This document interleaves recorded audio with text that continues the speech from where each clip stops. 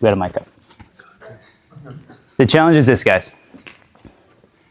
I told Alex that in the first 30 minutes of this weekend in this mastermind that you guys have all invested your time, your money to be here with us today, that we're going to give you the resources to not only pay for the investment you've made to come here today, but to actually generate income, opportunities for yourself for the rest of your life, like it has for me.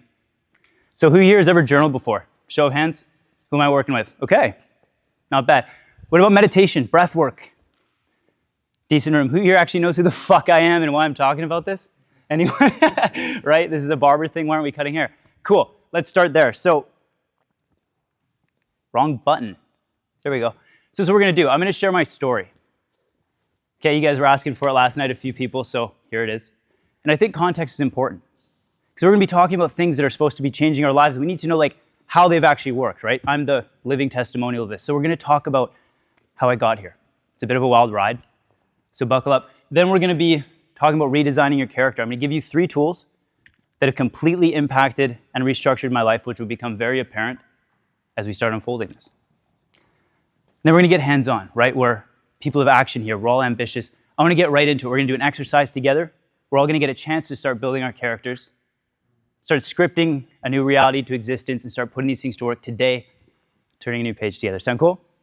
Great. Beautiful. So, I want to introduce you to a very old friend of mine. Oh boy. Welcome to the old me. Yeah, nice. He was 130 pounds soaking wet, same height as I was now. That's not a good height for a man to be at, by the way, or sort of good weight. I was very, very unhealthy. See, when I was young, I was doctor diagnosed. By the way, I'm just going to get super vulnerable here. I'm going to put it on the table, right? Full context. I was doctor diagnosed with a condition called manic depression, like in the severe realm of it. If anyone's familiar with that, it means you go into a state of mania, you go into a state of depression. You're either not making logical decisions, you're way up here, you're going fucking crazy, or you literally just want to remove yourself from the planet. Now, they told me at a young age that I would never be past this. This is real. Imagine hearing that at 16. You think you're crazy, and they tell you that your whole life is going to be managing this condition. To give you some more context, when I was 16 years old, I was arrested in front of my family, brought to the psych ward in handcuffs with my own blood on me from a self-harm incident that scared the shit out of my parents. Fair play, right? That's where we started. Now, on the night that they released me from that hospital, I was in the back seat. I didn't get any help from the medical world that day. I'm not against it. I'm just sharing my experience. I was sitting in the back of my car. My family was in silence, you can imagine, at that moment. And I told myself no one was coming to save me, that I was going to commit my life to trying to fix this solution that I had, beating this old character. And if and when I did, it would be my job and my commitment to share this story and share the tools that I learned, which I didn't know what they would be at the time. I was 16, with whoever I could and whoever would want to listen. So this is why this is so important to me, so thank you. So let's talk about my barber journey, okay? This is the character. My barber journey started in an illegal barber suite. I had a 1-bedroom apartment in Abbotsford, BC. That's where I'm from. It's a city outside of Vancouver, west coast of Canada. This was a great place if you wanted to buy some weed, buy a bong or a vaporizer, get an average haircut, get drunk with your barber, me, while I cut your hair. It was a good time, right? And I was a total degenerate. But I was an ambitious degenerate, as many of us are. So I was committed to figuring this thing out. And for the sake of this story, we're going to have to condense it just a little bit. I don't want to talk about myself for too long, but I received a job offer through an Instagram DM one day. This would have been the equivalent of like Michael Jordan, the 96 Bulls, giving you a call, being like, you're up. Right, a man named Peter Gosling slid into the old DMs after I'd attended one of his workshops in Toronto, Canada, and he asked me if I wanted a job. Like any mentally sane, unstable young man, I took it right there. Didn't think about it. I said, yes, when do I start? He said 30 days from now. I called my parents. I called my clients, my friends. They thought I was fucking crazy. And with basically no money, because I blew every dollar I ever made at that time, I flew across the country with no friends, no stability, no financial security, rented a shitty room in a shitty house in an Airbnb on Ossington Street, and I jumped. Now, when I got to Glassbox, I was blown away, right? You guys are all in the precision cutting world. You've seen these superstars, and they're like, it's inspiring, right? I wanted to be them so bad. I committed myself to this craft. 7 days a week, we're grinding, right? We're working, bringing this old character with me. That's where I met a equally skinny Armenian man named Alex. Bad boys, eh? We thought we were something, that's for sure. So Alex and I, we met at the academy. We were kind of the outcasts, actually. He was outrageously good at what he did. He kind of took me under his wing. We were both like little orphan kids together. And we developed a friendship that very quickly turned us into brothers, which was still one of the greatest things that's happened in my life. Now, why is this volume thing showing up? What do you want from me? Okay. Now, Alex and I, we worked side by side. We were committed to the craft. There'd be many times where we'd actually literally come to the shop 9, 10 in the morning. And again, like seeing him in this era, like people don't understand the work that was put in. We'd get to the shop at 9, 10 a.m.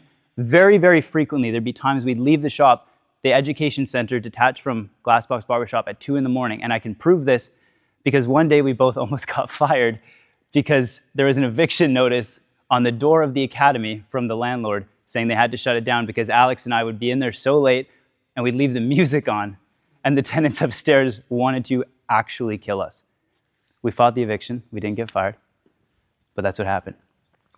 Now, again, for the sake of the story, a year goes by, right? We're committed to this. I'm trying to leave this old self behind. We're grinding it out here. We're committed to be educators, check the boxes of the modern barber, right? Little event called COVID happens. All of a sudden, my world shuts down like that. We lose our jobs. We're not able to cut hair. The world's in a panic. My family calls me. They're freaking out. They don't know if they're going to shut down the airport. Do you guys remember this state of chaos in the first little bit, right? Head nods. Holy shit. And now I'm forced to a decision. Do I leave this life that I just built and go back to where this old character was created, which still was very much apparent in my life, or do I stay? Now, fear ran my mind at that time. I hadn't developed. So I went home. With 48 hours notice, my entire life shuts down. We call a secret meeting with my friends. Alex was one of them. I never thought I was going to see these people again, right? We didn't know what was going to happen. We're crushed. Secret meeting, late at night. We're saying our goodbyes. We have some drinks. Alex and I are walking through the street together, walking home. He said something to me that night that was so hilariously accurate at that time. And there's going to be a few points throughout this story where he does something like this. And to pre-frame with this, if Alex ever pulls you aside and he says, something's going to happen and you're going to be a part of it, put your fucking seatbelt on because you're about to be pulled along for a ride. I didn't know it at the time. He stops me in the street. He goes, man, I got to tell you something. I say, what's up? You and I aren't done here, by the way. Right, I was heading home the next day. You and I aren't done here. I promise you that. I just have this feeling. We're going to do something later on. We're always going to be in each other's lives. Don't worry. We're not done here. I laughed. Right? Crazy. Cool. See you later, bro. Went back to Abbotsford, BC. Now, again, for the sake of the story, we're going to do a little time jump here. 3 years goes by. I partnered with a local brand in my hometown. Alex and I both found our own success in the industry. Right? I checked the boxes. I partnered with a local brand. We doubled the price point in our demographic. I grew a massive team of about 15, 16 barbers at the time. We opened multiple locations, 6-figure income, education opportunities. We were doing. I could have stopped everything right there and lived a really solid life, right? The students we work with, that's most people's goal when they come in. Alex had his success with Silver Arrow. He had his big break on social media. You know, we were admiring each other from a distance, still in support, but I hadn't seen my friend in a long time. Here's the problem, guys. You remember that old character, right? That old version. See, he was still here. I look cute being held up by my business partners there, but those were little windows. The reality was my life had changed. My business had grown. I had found success in some ways, but that old self, I was still there. To be fully transparent, this was only a matter of years ago now. I would still have to take fake sick days off from my own business with my own team that I loved and loved me to like just cope with life. I was not doing well. It was damaging my relationship at the time with friends and family, my business partners. I was still stuck at that old self. I was still there. Now,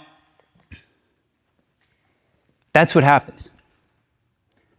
So one day I get a call from an old friend, right? Funny enough. Alex gives me a call. He's an intense guy. He's going off about this new opportunity that he has. He goes, dude, you got to come down to Toronto. I got this thing that's happening. He started this online program. He's calling it Learn to Cut. Crazy. He goes, dude, I think this might be something. I'd love for you to come down and see it. We haven't seen each other in a while. I wasn't feeling too great at the time. It was a good window. And he goes, dude, let's just get reconnected. Let's re-inspire each other. Let's hang out. So I fly to Toronto to see my brother for a weekend. And funny enough, that night, in typical Justin and Alex fashion, we get to work, as we do. And that night, in his kitchen of his apartment at the time, we actually shot the first ad ever for LTC. We took 2 lamps from his kitchen and living room. We set up this like Mickey Mouse lighting setup. We scripted an ad. We're not fucking copywriters. We had no idea what we were doing. And we shot it on my Canon R7 on a tripod in his kitchen. Some of you OG members probably came from that ad, right? We thought we were onto something. What if this works? The ad hit. Crazy. Now, Alex and I that night, it's about 1 or 2 in the morning. We're catching up. We're having a good, deep conversation as brothers do. And we're standing at the edge of his balcony, right? We're overlooking the view. And right below his house, this is wild, right below his apartment, there was this laneway house. It was brand new built. No one was living in it, and no one had ever moved into it. See, it was kind of a unique building. It was a bit too expensive for like your average like bachelor. It didn't really make sense for a family. The landlords had built it. No one was using it, but it's a beautiful little house. Alex, for the second time, said something that would change the trajectory of both of our lives, this time more so than before. He goes, dude, I have this idea. I go, fuck, here we go. Here we go. He goes, I think you and I should move into that house. What? He goes, I think we should build a studio in it, in the living room. It's got offices upstairs, it's 3-bedroom. We'll turn it into a work co-living space. And dude, like, let's just fucking go all in on this thing. Because you're not really happy with what you're doing anyway. Dude, what if you just walked away from it? What if we just went all in on this thing together? And that night we made an agreement. There was no contracts. There was no security. To be totally honest with you, the actual conversation was, I don't know how you're going to get paid to me. I don't know what your actual position will be. I didn't have any skills to build an online business. Neither of us have ever done that before. It was just 2 brothers in agreement that whatever happened, we were just going to figure it out, and we were going all in. Crazy. So fast forward 60 days for simplicity's sake. I think it was closer to 42. I went home, relinquished my shares to my successful businesses, to my business partners. Said goodbye to my team. I did my last haircut of my entire life, December 2024. Gave all of my tools away. I made a promise to myself that this all-in meant 2 things. 1, I was pouring everything in this new opportunity with my brother because we made a commitment and he deserved that. 2, I promised myself that I had no fallback. So if this didn't work out, I couldn't go back to cutting hair because I knew that that would be an escape that the old me would hold on to. So I gave my tools away. I promised that no matter what happened, I would never do a haircut again. Now, I loved cutting hair, but I was ready for a new journey. So we moved to Toronto. Habibi, come to Toronto. Right, so we go all in ourselves. We move into this house like we predicted. We start building the damn business. Things start popping off. Now, not only did we not successfully not actually kill each other every day. Has anyone here ever lived and worked with their best friend before? You know what I'm talking about. Yeah. That was success in its own. But we built an absolute unbreakable bond. We overcame massive adversity, as you guys could imagine. And somehow, we served 800 students successfully internationally. Insane. How the fuck did we get here? Right? We went all in. But here's the thing. Remember that old self, right? Here's another jump, another big business move, another form of success. That guy didn't do that. That guy bitched and moaned and complained every step of the way. He filled my head with thoughts that I need to go back to cutting hair with imposter syndrome. You can't do this. This isn't going to work. Go home. Every day. Until I developed the tools and I took him to war and brought a new character in my life that was capable of taking the action I need to take. See, I had to bring someone else in. The CEO of the company. See, I have this funny mental image I put in. I want to share it with you. I imagine my mind as this, like a boardroom, right? You've seen movies, big billionaire company, right? Long table, guys in suits. Imagine my state of being is my business. My team is in front of me, long table. I'm at the front. I'm the CEO. Everyone's panicking. They got the papers. Everything's on fire. And I'm the CEO and I'm panicking with them, right? That's the old me. What the hell do we do? I'm not bringing my team together. I'm not leading myself. And there'd be this moment in this mental image. I meditate on this all the time where this hypothetical team, they'd look at each other in this conference room and they'd nod their heads to each other and they go, let's get the other guy. Let's go get the other guy in here. And in through the doors would walk my higher self. I'd think about this all the time. And he'd be well-dressed. He'd be calm. He'd put his hand on old me's shoulder at the front of this table. Say, get the fuck out. Right? I got it from here. It's all good. I know you're scared.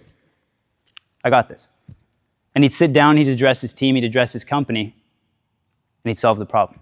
Right? That's who we want to be. So I invented a new character. I had to create someone new in order to have the life that I wanted.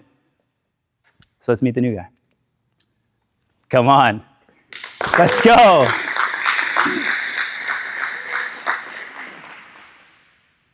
Funny enough, this picture of me shirtless, it's actually Alex's screensaver, but he's super supportive, what can I say?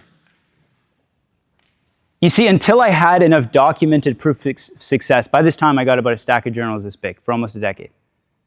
Right? The old me I used to write about wanting to end my life. The new me is so opposite from that. See, I had to document proof, develop new beliefs, thoughts, actions to create this new person so that I could actually fulfill the shoes that I was stepping into. Right? That character had to match the reality. We had to step into something new. Right? This new guy is health focused. He loves challenge. Right? These are the beliefs I had to adopt. He pours into healthy relationships, doesn't burn them anymore. He nurtures people in his life. That's who I wanted to be. Not only that, his cup is overflowing. He has the ability to actually share this with other people. He's a net positive to the environments he's in. That's who I wanted to be. Not only that, but to this day, this guy has literally no mental health symptoms from that condition that I had before. The last time I spoke to a doctor, they said, why the fuck are we on this call? You don't need me anymore. Wow. Thank you, guys. Is this valuable? Amazing. Guys, thank you.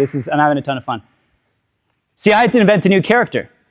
And I came to believe, and I came to discover something. I took on some amazing mentors. They gave these gifts to me, and it's my pleasure to share them with you. That we had to develop something new. We had to come up with new strategies. See, I have come to know, and this is my belief, you take it how you want, that everything we have in our lives, I boiled down to about 3 things, right? This is what creates who we are and what we're going to get out of life. 3 things. 3 areas of control that I went to war with, I wrote about on a daily basis, I meditated, and I changed. See, there are beliefs, our thoughts, and our actions. I'll say that again. Everything that you have in your life, I truly believe, this is my belief, that I'm sharing with you, is a combination of the things that you believe to be true, to the core of your being, the thoughts that you allow to filter through your head on a daily basis, and the actions that you take, right? Simple, we're not reinventing the wheel here, but it's not a bad place to start. Now, this is the identity-first transformation, because isn't it fair to say that if you believed every day when you woke up, regardless of what your current situation is, you have money, you don't have money, bad relationships, good relationship, if you just believed that you were worthy of the success that you knew you wanted in life, you might start thinking like that person, like if you really believed, like to the core of your being, right? Yeah. You might start thinking like them. And now if you believe and think like that person, you might start acting like them. You might adopt their habits. You might start carrying your shoulders back a little bit more. You might breathe a little bit differently when you walk into a room. You see where I'm going with this? Now, if you believe you are this person, if you think like this person, you control the thoughts in your mind and you control the actions that you take on a day-to-day basis, isn't it also fair to say that over a long enough time horizon, you just might actually become them, right? Isn't that fair to say? One of my favorite quotes by a self-development speaker, I think he might be passed away now. His name is Jim Rohn. He's incredible. If you haven't looked into him, I would encourage you to do so. A lot of this is based off his work. He says, if you want to become a millionaire, you best become a millionaire first, right? Because you can have $1 million, but if you want to keep it, you need to have the mindset. You need to be that person first. See, the goal isn't to run a marathon. The goal is to become a runner. As a result, you'll probably be able to run a marathon. We're not reinventing the wheel here. So, how do we do it, right? What are the tactics? That's how we got here. That's where we're at now. Now, what does this look like on paper, right? This is what turning a new page is. See, we all have the opportunity to create this for ourselves. And now what's my pleasure to share with you is these techniques that were given to me by my mentors. Now it's my privilege to share them with you. Now, in these little bags in front of you guys, if you can open them up, please. See, it was very important that we started with this weekend. I requested it. Not only because I didn't want to have to go after Alexi Michael and Jake Carls, but as far as you guys know, this is the best presentation of the weekend so far. I'm going to hold on to that. Cool. Beautiful. Guys, in this box is my first gift to you. Everyone have one? Thank you. You're welcome. Everyone got their journals? Hold them up. Let's see them. Beautiful. Guys, within the pages of these books, my challenge to you is this, is to use the tools that I'm going to share with you, the tools that changed my life and others around me, to not only just create your own story with them, but share them with the world as well. Okay, I'm going to give you 3 techniques here. If you open up your journals,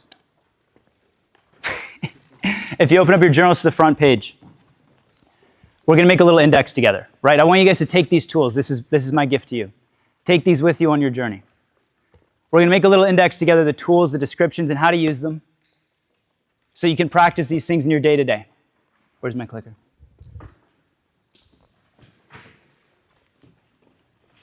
Okay, let's go number 1. Our first tool. Number 1 is called scripting. Has anyone ever heard of this before? Yeah, beautiful.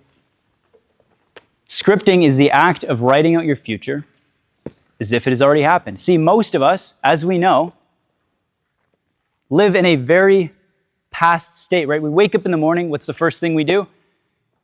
We tell ourselves who we think we are, right? We relive old memories, we check our phones, we start responding to stimuli of our environment, and we start reliving the same experience. See, what's interesting is I'm obviously no scientist, you can tell that by everything about me, but recent science has shown our mind actually doesn't know the difference, and this is crazy. This piece of information changed my life. Our mind does not know the difference between a relived memory of the past. You with me? Kevin, you listening? A relived memory of the past and a clearly created vision of the future. Crazy.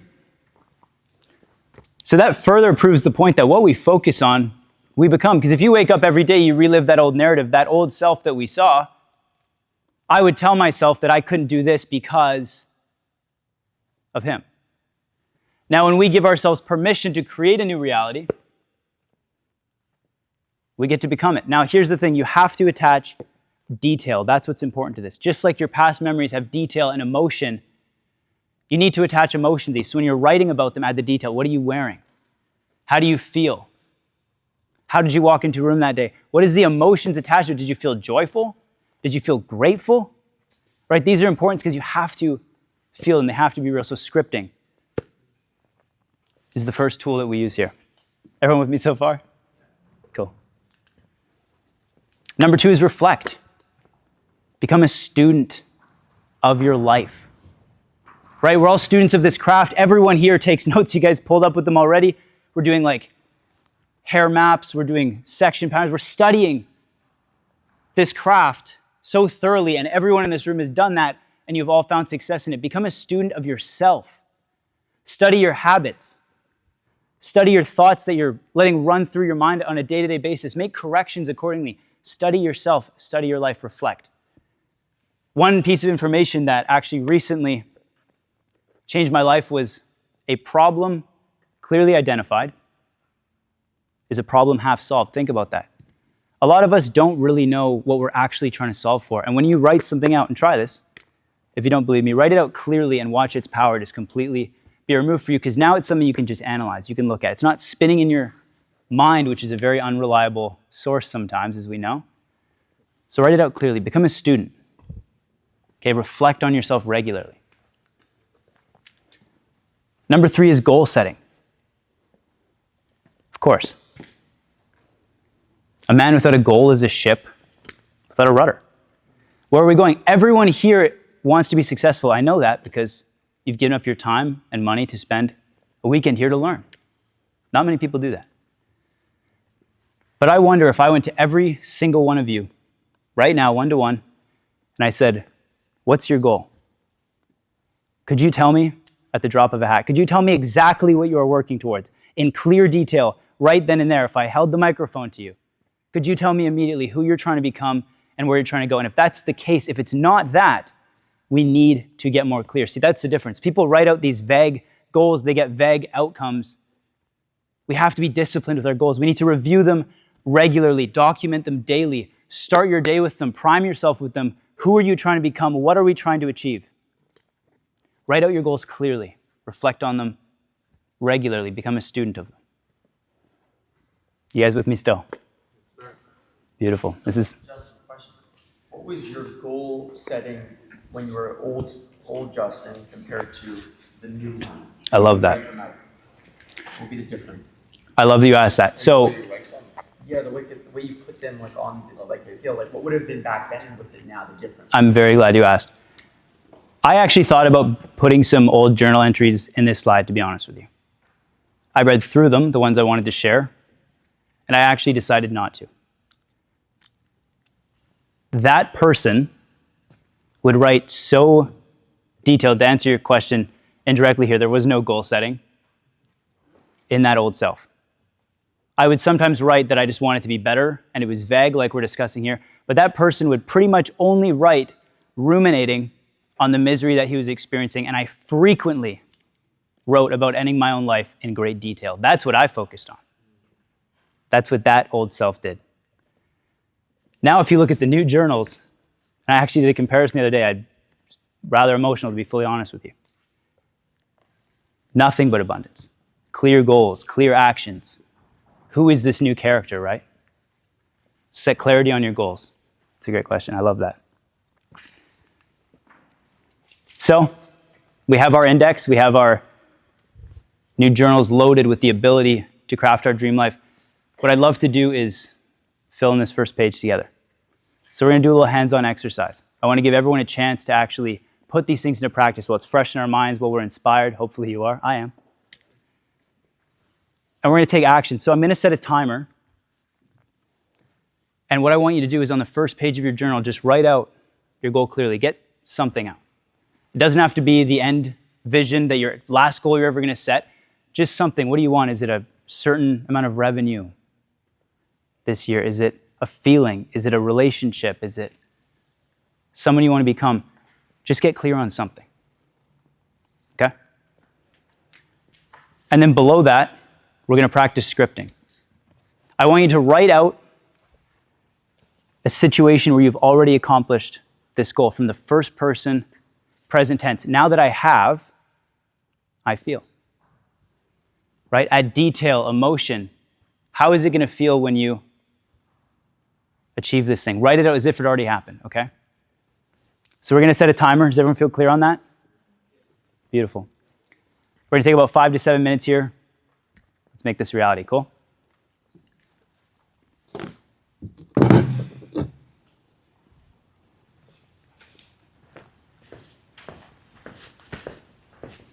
Let me know when you're going to start again, all right? Yeah.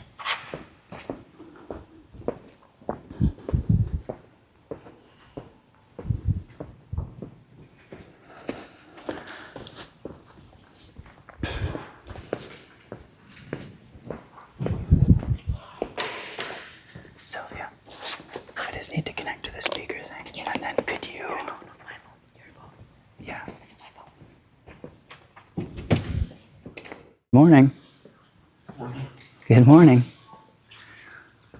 I'm actually glad we bumped this up. I had a concern that if we started at 8:30, there'd be like some tired eyes. I wasn't actually sure what the response would be as well, but I'm like seriously blown away. Honestly, like heart is beyond full. Seeing everyone like actually diving into this. I'm seeing full pages top to bottom printed that shows like how serious you guys are committed to this. That means the world to me, and you should be very, very proud of yourselves as well. It's incredible. Did anyone feel a little bit weird writing that out? Yeah? I certainly did the first multiple times, right? It's weird to pattern interrupt like that, to give yourself permission to actually get what you want, right? You're breaking out of that old self. You have, however, I had 27 years of hardwired programming. Our brain is a wet computer. 27 years of programming that you're fighting against right now, however old you are. That's what you're fighting against. So it will feel weird. Now, one thing that's important to note is this is the first step, right? This has to be practiced regularly. We took a jump together. We turned a new page, right? One thing we know about this is you can't change who you are just by yelling it at yourself in the mirror every day. It's a step, right? Write it down. It helps. But we have to put this into practice. And not only that, there's still one more piece of the puzzle, right? To really further embed this pattern interrupt that we just started here today, we have to create space where we're actually allowing ourselves to not just write about this. Not now. Not now. I'm going off. No, I'm not doing anything. Yeah. Hey, Mom.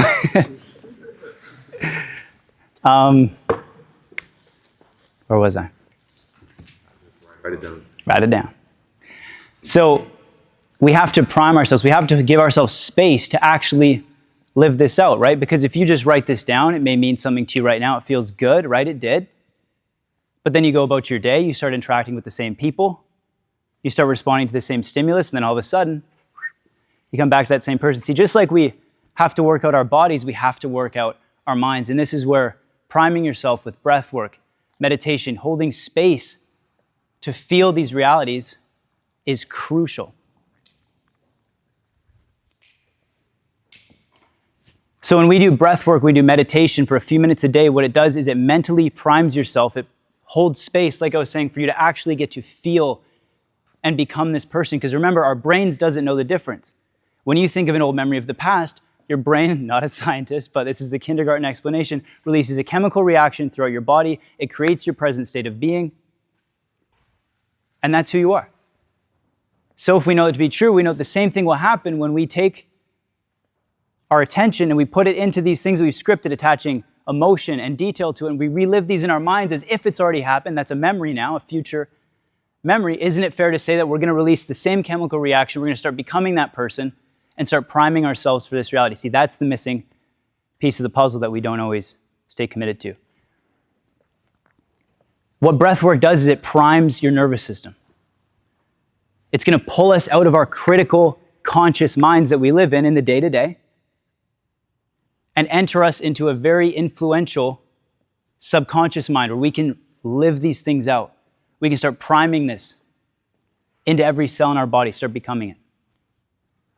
Okay, so what I'm going to do is I'm going to play a guided breath work. We actually do this as a team in the LTC meetings every day. I do it with my team of reps on Zoom. It's hilarious. I'm not going to be doing the guided breath work. You're welcome. But we play this recording.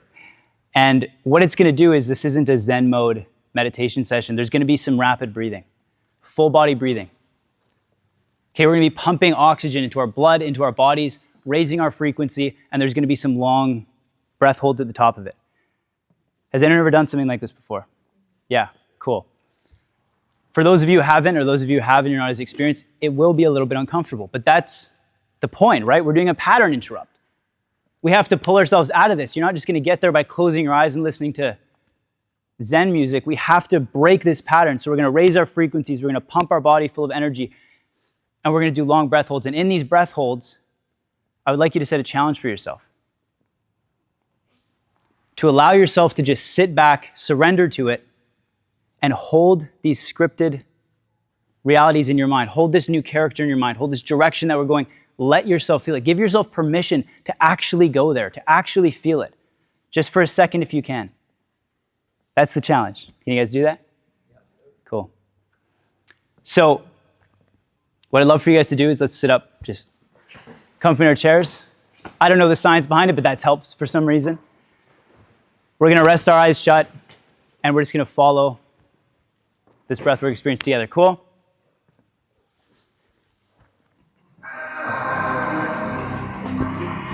Hello everyone, and welcome to this breathwork experience. My name is Bennett, and this breathwork production is brought to you by Awaken Breath in collaboration with Breathwork. In this breathwork practice today, we are going to be breathing into the nose and out through the mouth. You'll be following my lead. No change rhythms without your breath. And for now, let's take a deep breath in on your nose, filling up the belly, chest, and head. And silent breath out. Beautiful. Let's take another deep breath in. And silent. Beautiful. And we're ready to begin. Breathing in through the nose and out through the mouth. In 3, 2, 1.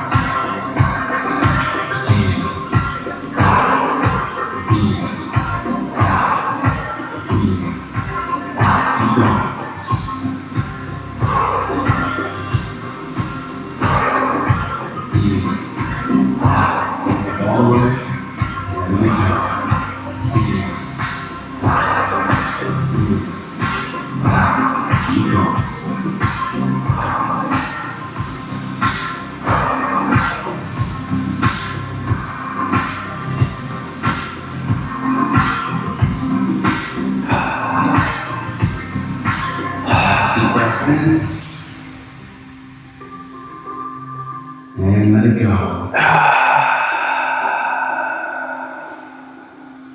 Hold the breath. Feel the energy in your body.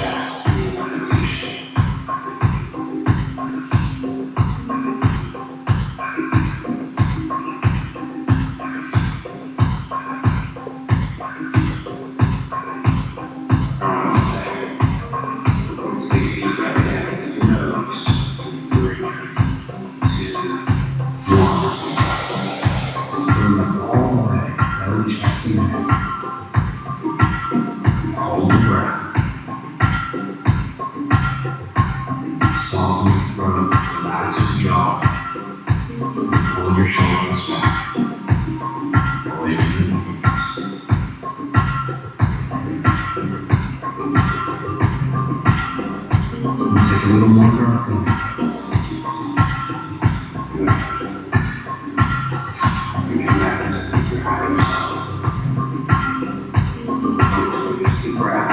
Open the mouth. 3, 2, 1. Deep recovery breath in through the nose. And sigh out. And now it's time to begin our second round. Breathing in and out through the mouth. And 3, 2, 1.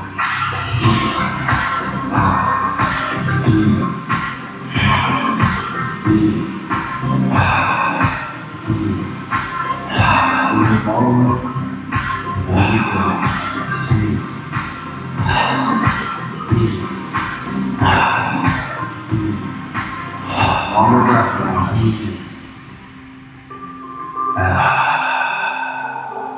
In. Out.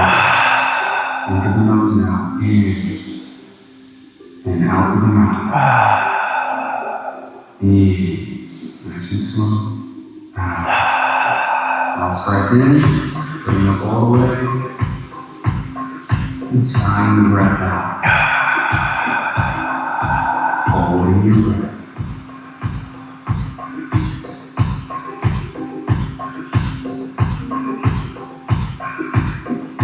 Energy running through your body. Feel the pulsation of the leaves. Be still. Feel the rhythm. Feel the frequency. And the sound of nature.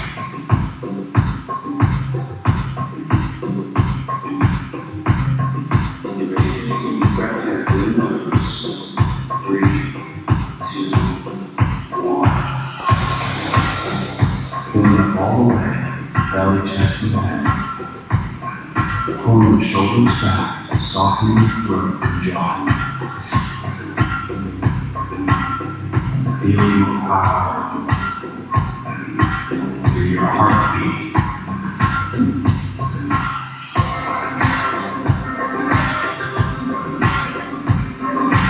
Stay with this breath hold. Hear the frequency of the words. Be much. Now take a little bit more breath in. Good. You're almost there. Keep going.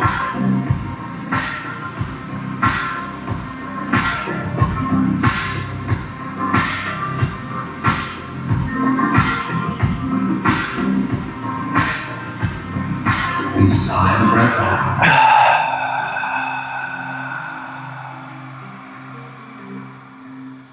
Deep breath into the nose.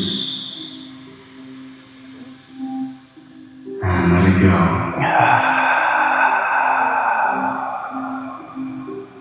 Deep breath in. And hold. This is your last breath out. Connect with the spaciousness of the breath.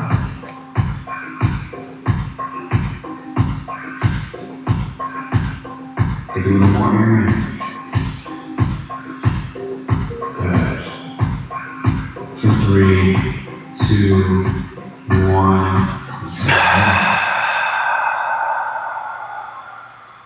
Deep breath into the nose.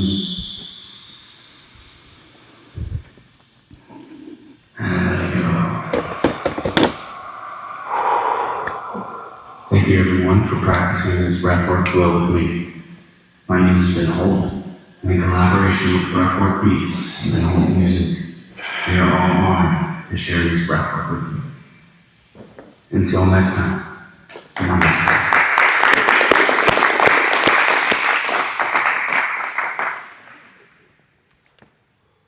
That fires me up every time. Every time. Who here made it through the breath holds? Wow, we got some killers. Who here found it a little bit uncomfortable? Yeah, right? Cool. Well, that's the last piece of the puzzle. Right? When we create a new character, when we practice these tools and we give ourselves permission to break these patterns, to step into these new realities, that's when we can genuinely achieve what we want in life, right? We can become who we want. We can achieve who we want to be. Now, I have one ask here, selfishly. My one request is that just as these tools were shared with me from my mentors and people who made an impact on my life, now it's my privilege to share them all with you, is that just one person in this room, and I know you're in here, just one, will send me a message down the road, share with me the success that you've had practicing these tools and the commitment you've made to them. Now, not only that, but I ask that you would share these with the people around you if you feel a calling to it, right? Because that's the point. See, my belief is this. Our job as human beings, this is my belief. This is what gets me out of bed in the morning, is that our job as human beings is to become the best versions of ourselves so that we may give that person back to the world and become a net positive environment. That's something I carry.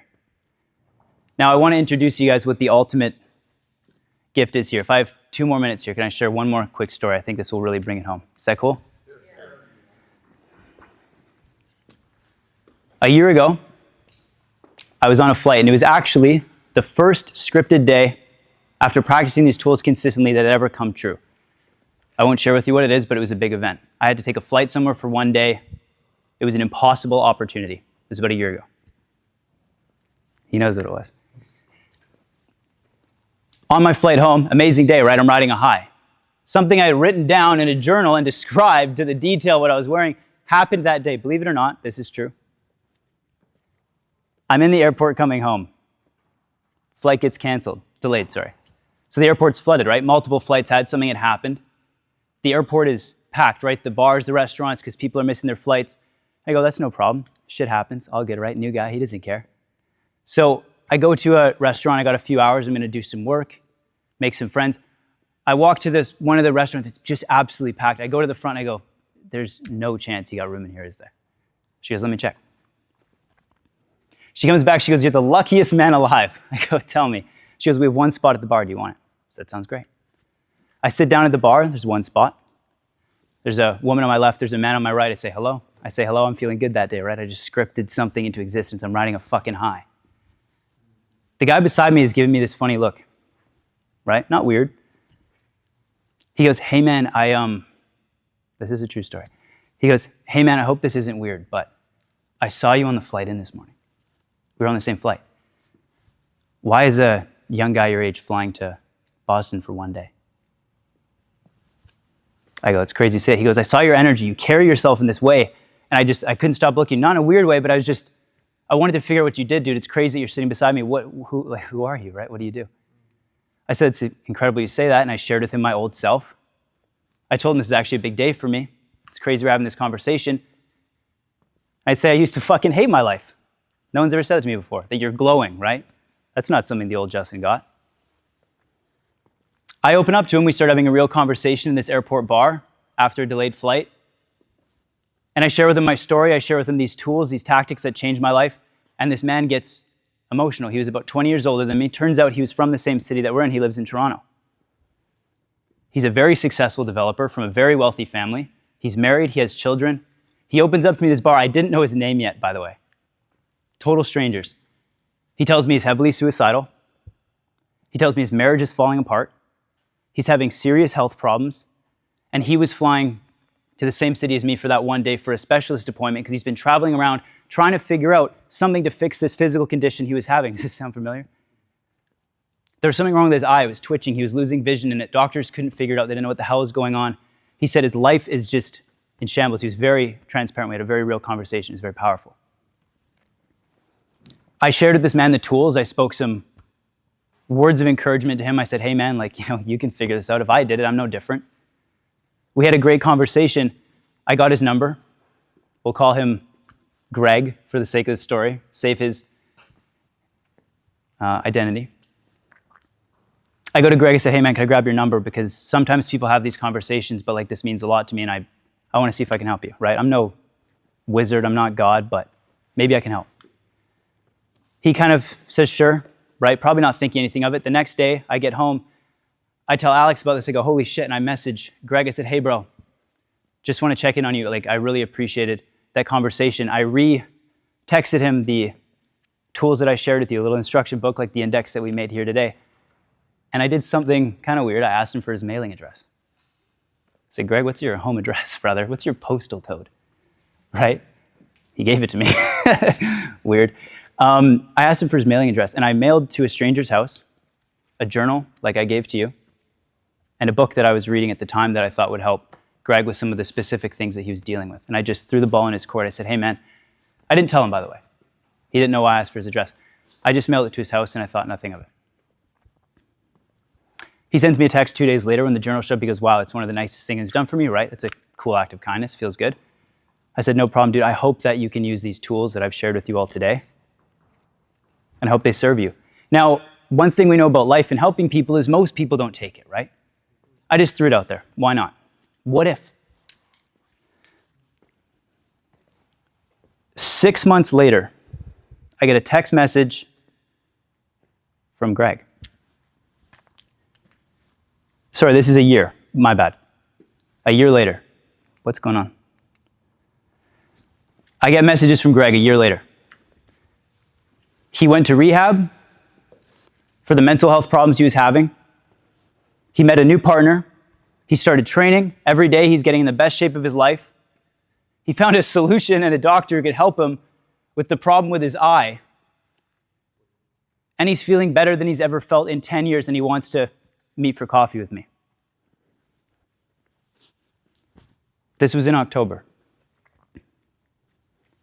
When I get back from this mastermind, I get to book that coffee date with Greg, and I get to see this in person. That is the ultimate gift. To be able to share this with the world, become the best version of yourself, and give it back to those around you. So I hope you guys take these tools, utilize them to their full potential, and make some lasting change in your lives. Guys, thank you so much.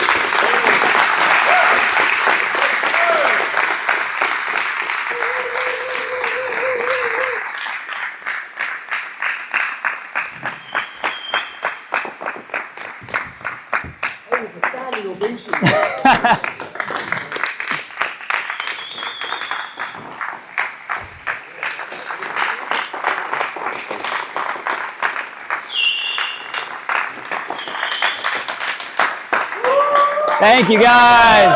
Let's go. What a blessing. Justin, can we open this up for some Q&As if anyone has any questions? Yeah, sure. I don't have a question. I just wanted to share something with you because I thought that was really powerful, that last message, the thread you showed us, because one of my favorite quotes is, how do you define success? And success is how many lives are different because you live, and that's something right there that kind of entails that quote in just full meaning. I just thought that was powerful, man. That's dope because you took the power to change your life. You made it somebody else's life completely different just by taking those major steps in your own life. So I thought that was really dope. Thank you for that. You can do the same. Yeah. It's not a question, it's more just something I observed. And I was trying to figure out throughout your whole speech till the end when you said it, what I was feeling when I was watching you.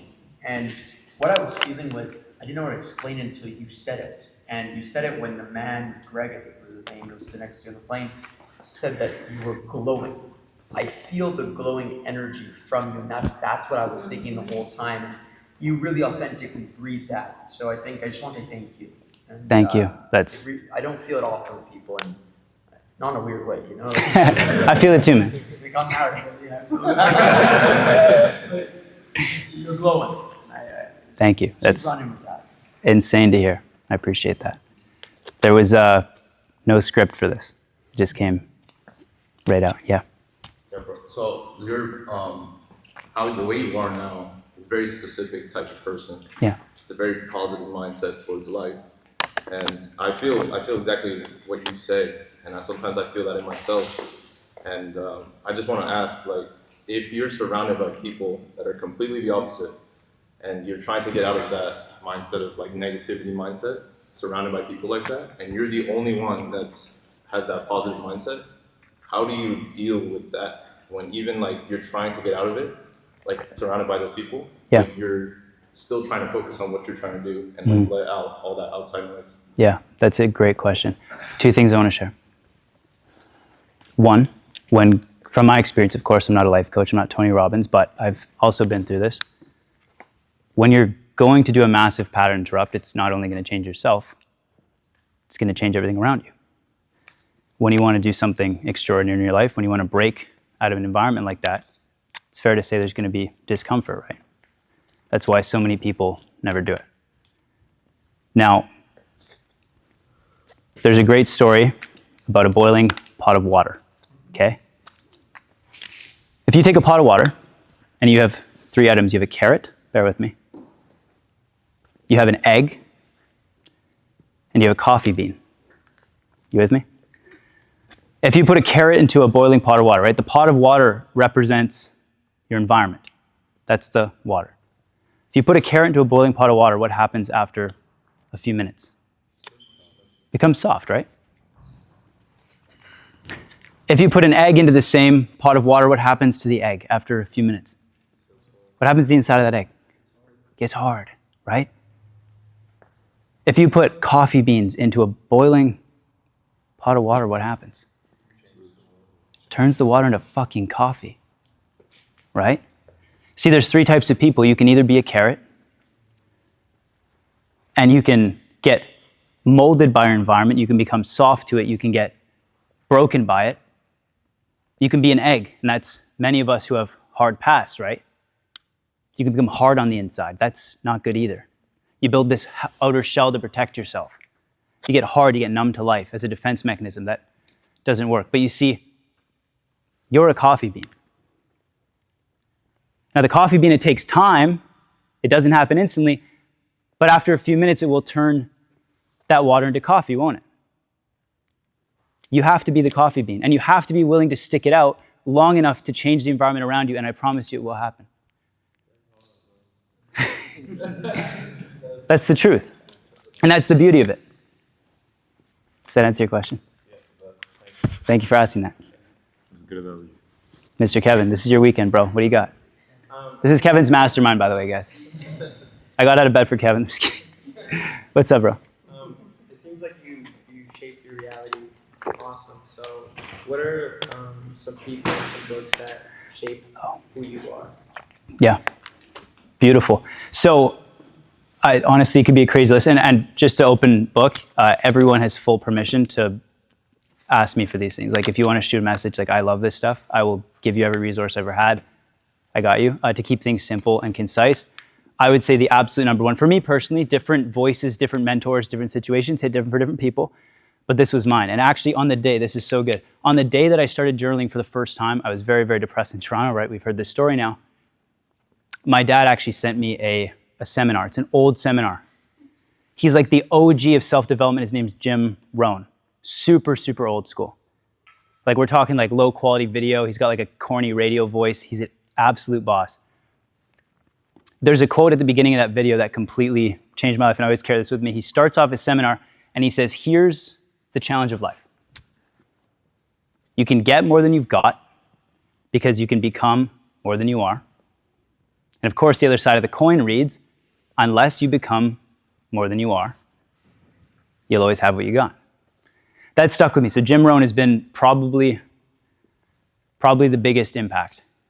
And when I was putting this presentation together, I rewatched a lot of his stuff, and that was a massive influence. So I'll just give you one. I would say Jim Rohn. Yeah. I think it's really inspiring because if you become a better version of yourself, you're impacting those in your chairs too. Because I took a suicidal prevention course, and they say, like, with someone who's not, like, who's really struggling internally, they don't go to therapy, but they go to a haircut. So if you see someone who's really struggling, you can be that person to inspire them, to give them the tools for inspiration and change too. So you have to think about, like, you're not only an influence to the people around you, but you're also influencing the people you touch every day. Because if you think about it, we provide 5 love languages, all 5 love languages in our appointment. So if you think about that, someone who's not being fulfilled every day, you're providing that fulfillment. So if you want to become your best version of yourself, you're going to inspire every person that you touch in your chair too. So it's like a continuing domino effect. So seeing your change is actually really cool and inspiring that it started with hair too. You know what I mean? So I love it. I love seeing this. It's very inspiring, and thank you so much for your experience. Thank you for sharing that. Thank you. All right, so this was you were talking about your old self, right? And being on that precipice of trying to leave your old self or kill your old self to become a new version. And so I was thinking, like, when you come from being a burnout, you come from being an orphan, you come from being these things where you kind of Yeah. Sorry, just to preface, I'm not actually an orphan. Yeah. Yeah. Yeah. Just metaphorically. Like, how did you deal with, because you're making goals and you're figuring out what you want, how did you just determine what the right things to want? Like, what they were? Because I feel like sometimes you can make goals based off of the wrong shit, wanting the wrong shit. So how did you fight with that? Like, how did you tussle with wanting the right things? Very good question. So what you're asking specifically is, how did I get straight on goal clarity? More or less?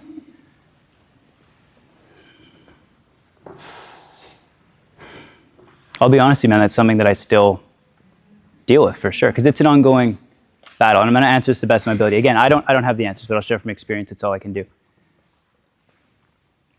Throughout my entire life, it was always, let me restart. I used to fixate on one thing, right? It was a material goal. It was a place that I wanted to be in. And I think what I've found personally is that it actually became very limiting, right? Because then all of a sudden you're trying to fit yourself in this box. And well, the whole point is to break out of the fucking box. So you're just kind of switching boxes all the time. And that's confusing. What I've recently found, and actually the goals that I set now, yes, I set some like revenue goals, some like milestones, I call them. But my goals in life are more states of being, opportunities that I want to have. For example, I wanted to have full location freedom in my life. I wanted to be able to move and go wherever I wanted. I wanted to be able to impact people's lives. And I wanted to not have to worry about finances as a result of that. Now, when you have your end in mind in that sense, right, you want to start a family, right, where do you want to live? These kind of things, you can reverse engineer. And then I guess what you're talking more specifically is like career goals, things like that. Those will fall into place because you aren't your career. You aren't a number, like a revenue number. You aren't a social media following. Those are all things that are going to happen as a result of like chasing your higher self. So I guess what I'm trying to say is I would encourage you to align yourself with that higher version. How does he impact people? What's important to you? I don't know. I'm not you, but you do. And if you don't, hold space for yourself to figure that out regularly. Because until you do, you're always going to be fitting into these boxes, right? You saw my story. I went from box to box to box. And what happened? I was still the same guy. Until I broke the box, it didn't matter. Now I just know that whatever I pursue, I'll be able to achieve. That's my belief, right? I know that it doesn't matter what my career is. I love working with Alex. I love this company more than anything in the world. But I also know if one day we part ways, if the company's not here anymore, that's not my identity. I'm not in that box. I just get to serve it to the highest level because I'm pursuing this person. Does that answer your question? Yeah. Pursue you, man. My guy. My brother, I just want to start by just thanking you, bro. Like, is that, I mean, everybody here, I think, knows, like, it resonated with all of us in our own personal way. It's just, it's very ironic and funny because me, Simon, and old boy right here, we were literally sitting in my room last night until about 2:30. It was like 1:30, about 2 o'clock in the morning. And we were just sitting there. He pulls his phone out and we're recording it. I have it all on my camera. And we were sitting there just talking about like what it is to be successful. And the question that I left them with is that each one of us has our own version of success, and what we want looks different completely to all of us. Like, we might have things in common, but your version of success is different than mine, and that goes for everybody. And so I sat them down and I asked them, I was like, well, what does success look like to you? And I'm going to leave that as a question, and I want all you guys to kind of answer that too and even write that down, because it's like, well, what is success? And I think you defined it so well. It's like, you always have to achieve to be the highest version of yourself, because who are you if you can't do what you're good at? And at the end of the day, it's like, if you're not doing what you're good at and you're lost, then that means you have no idea who you are. And who are you if you can't help those around you? Because if you don't take care of yourself, you can't take care of those around you. And it's just like, that just hits so deep with me because it's like, I grew up in a crazy childhood too. I mean, we all have a story. And it's just like, one thing that I always vowed to myself is that I'm nobody if I don't have myself. And if I don't have myself, I don't have anybody. And something that you always have to realize, and something that you just put out so well, and just like, dude, it's like I'm looking at calligraphy up there when you speak, bro. It's so fluid, it's smooth. But it just hits me because like, it's real, bro. What you're doing is real, and you're planting a seed, bro. And that's something that you can do. You're planting that seed and you're pouring water on it for it to flourish, bro. And that means a lot, bro. Thank you, man. That's beyond gratifying. Wow. Yeah. Great. So I do have 2 questions, but I just wanted to start off with saying thank you as well, because before barbering, all that, I've been on this self-development journey for a while. I related with way too much of what you said in my own personal past experiences. There's an old version of me too, right? So again, I wanted to say thank you for that. I've been to other stages where other people speak about self-development, and like you were saying to the other guys, like some of that stuff felt weird for me in that moment, but this moment on this speech, it felt so right. It felt like I had to hear it. It was already written down for me in my journey. Right? So I really want to applaud you for that, bro. Thank you, bro. Wow. But my 2 questions, right? In your index, right? Step 2 is reflect, right? I do this a lot, but sometimes, you get in that mentality of maybe being too hard on yourself, or, like trying to pick out all these negative things and trying to change too much at once. Right? And it's like, well, I want to chase this better version. I'm so hungry for it. I'm pressuring myself to change into this person. And I want to know how you would deal with that and the self-talk that you might give yourself. And my second part of that is like, when you're in that slump, what exactly do you do to try and get yourself out of that slump? Wow, beautiful.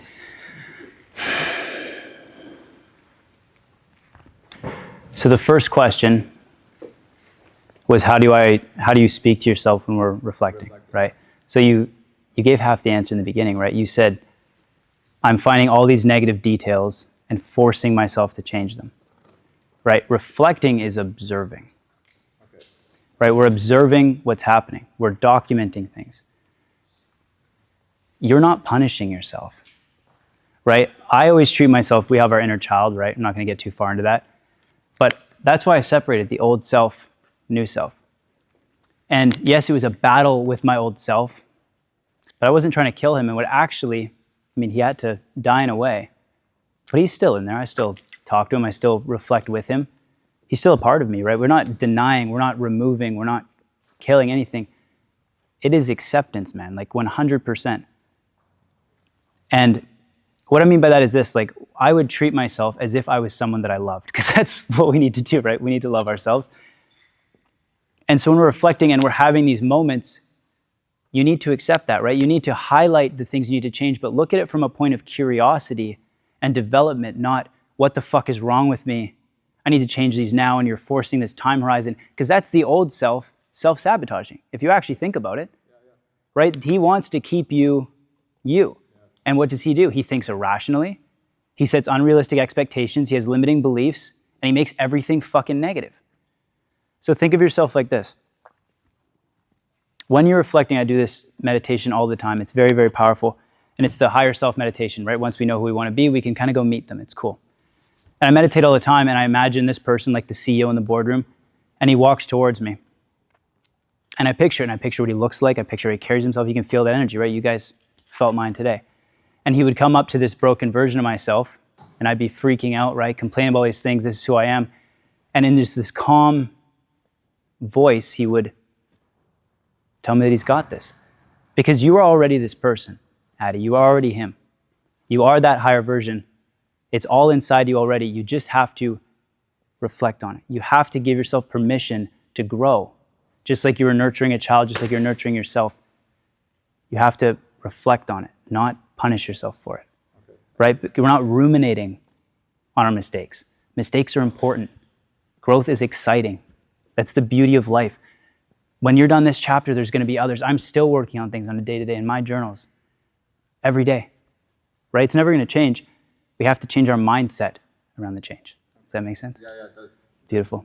Sorry, what was the second question? Like probably more physically, like when you're in like a bad slump or a bad negative space, on top of the reflection, like what do you do to like get yourself? Because sometimes I feel like my mind is so stuck or fixated on those things, and I can't do anything else. So like, what would you do to get yourself out of that framework, out of that slump?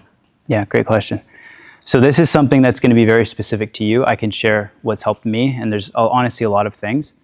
But when we're stuck on one thing, writing it out in clear detail, again, from a point of reflection, not punishment, like what the hell's wrong with me? Just write out the problem, like remove it from yourself, right? Just like we're talking about these two characters. So you're almost separating so we can just be an observer. That's what's important. So if you write out the problems, you write out the details, like I'm so pissed off about this is wrong, whatever. Get it on page in full detail, write it out very, very clearly. Right? Jordan Peterson talks about this. If you write out your problems in clear detail, it's not yours anymore. It's just on the page. Right? Write out everything. Sometimes when I'm overwhelmed, if I like the very odd time just spinning out, I'll just take a page and I'll just be like blah blah blah blah blah blah blah blah, like just I hate this is wrong, everything's crashing down around me, blah, I'm never gonna make it. And then you step back and like you'll know when you got it out. Like it feels like someone just flushed, right? You get it on the page and then you can look at it, read those words back to yourself, man. Okay. They won't sound like yours. I promise you. And then when they're out on the page, now you can be an observer of them. Right? Reconnect with this best version of yourself, who you're trying to be. Write out the new traits of the person that you're trying to become and compare the two. Okay. Wow. And now you can start solving problems, right? Is it really logical what you're talking about? I don't know what goes on in your mind, but it never was for me. It's like, oh, like you're nothing, you can't accomplish this. And I write it out, I'm like, well, that's clearly not true. I've done things. We all have proof that we're people, that we can achieve things. Put it on paper, write it out in clear detail. And another one is just, you have to break the pattern. Sometimes you just need to get out of the house. You need to be around people, right? These are just normal things people need. Yeah. Right? Thank you, I appreciate that. Yeah, I encourage you to find your own systems. I'd love to work with you on that as well. Thank you. It's incredible. So, I was paying attention to the text message between you and Greg, and The Way of the Spirit Man is one of the only books in my adult life that I read cover to cover. And I wanted to know what was it about that book and what were some principles that you used to infuse into your own life? Sorry, the book, The Way of the Spirit? The Way of the Superior Man.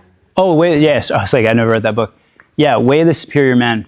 So I sent that to him specifically because of challenges he's having with his marriage and his life. I mean, this is a bit off topic, but Way of the Superior Man, I think, was super eye-opening because in romantic relationships, I didn't show up as a man properly. I didn't understand the feminine. I couldn't interact with them. I couldn't, right? So this is friction. We all know this. What I took away from that book was this.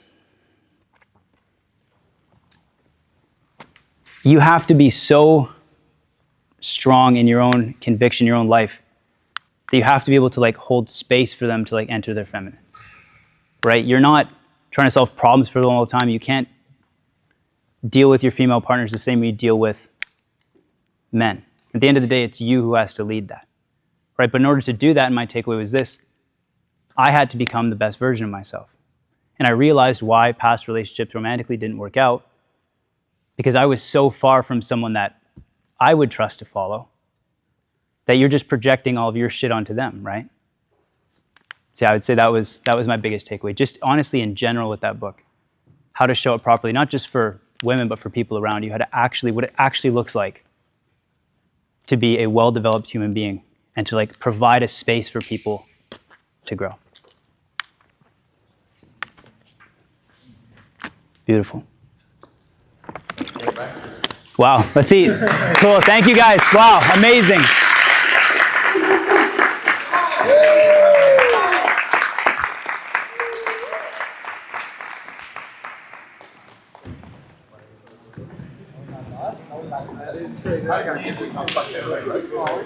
God.